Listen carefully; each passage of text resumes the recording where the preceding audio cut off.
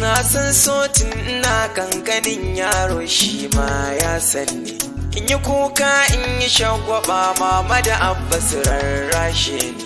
A bayanin so na gaskiya babu guda da kika yi min nuni, ne halacci bai yi rana ba yau ga ciwo za ya kada ni. Wayyo Allah na.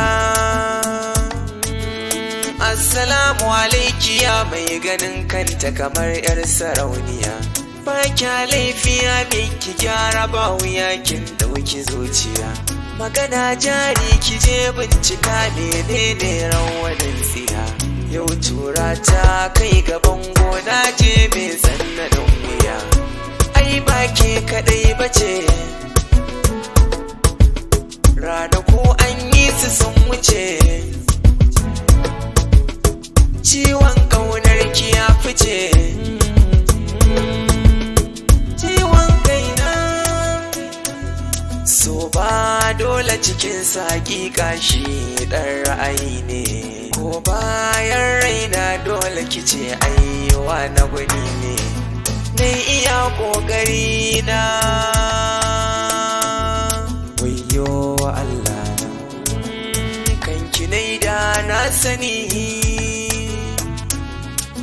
kin saka tarkonki yayi kama ni. Kin karya zuciyata, ki sanya rai limauta, na bar ki na huta. Sama so wani Allah ne haska min na gane, kice kina kaunata ashe duk san zuciya ne. Zaman duniya yana da daɗi idan ka samu masoyin kwarai, na shaida kowa da ƙaddararsa amma ta wuke ce sarai.